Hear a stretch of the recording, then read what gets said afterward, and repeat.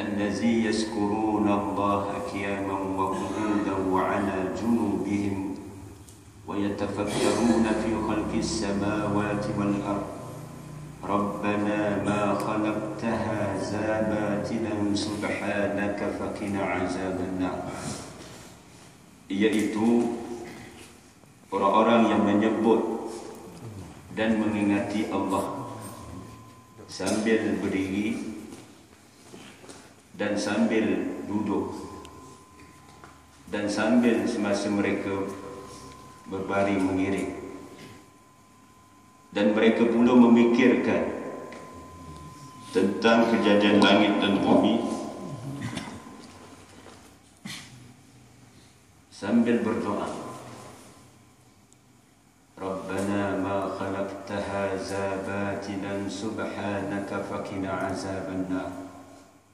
Wahai Rabb kami, tidaklah engkau jadikan perkara ini sia-sia.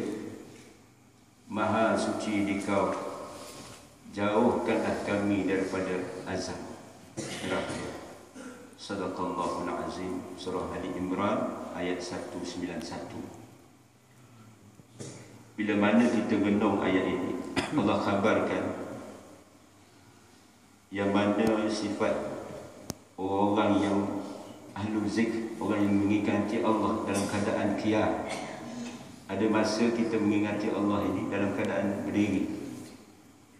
Tak boleh berdiri solat sambil duduk pun boleh.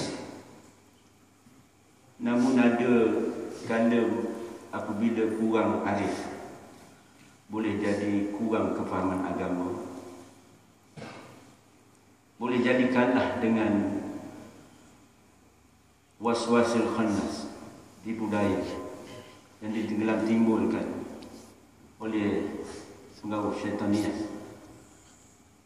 Maka di waktu banjir baru-baru ni pun ramai yang masih tidak solat. Maklumat rasmi yang saya singgah di lokaliti Madipurai sana, apabila diuji Allah Subhanahu Wa Taala di kedudukan perpindahan daripada bukit ke bukit sampailah bukit yang ketiga ataupun keempat, diujinya 5-6 hari atas bukit. Allah, kita rasa kita ni rasa berat lah. Demo duduk atas bukit tu dengar suara harimau.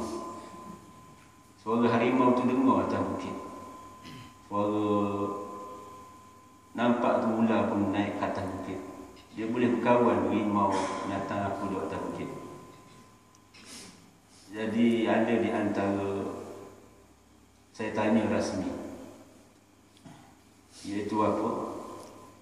Mek solat ke tidak masa tu? 2-3 hari tu pakat tak solat belakang. Nak solat buana ustaz, duduk dalam lupuk. So kalau duduk nyenggi atas bukit gitu, jadi akal akan buat satu keputusan berdasarkan wahai. Hingga kan ada juga orang yang solat faham sungguh dalam keadaan itu pun boleh solat. Pakaian yang selas bingit itu pun boleh solat.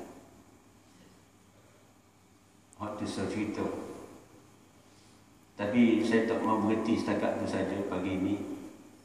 Ada masa kita berbaring mengiring mengingati Allah. Dan ada orang yang mampu mengingati Allah. Kalau kita lihat Rasulullah sallallahu alaihi wasallam, orang yang paling arifin billah, mengingati Allah ni dalam keadaan setiap keadaan. Dan ada orang mengikut ittiba' akan sunnah Nabi SAW ini sambil berbaring dia memikirkan. Memikirkan apa? Ayat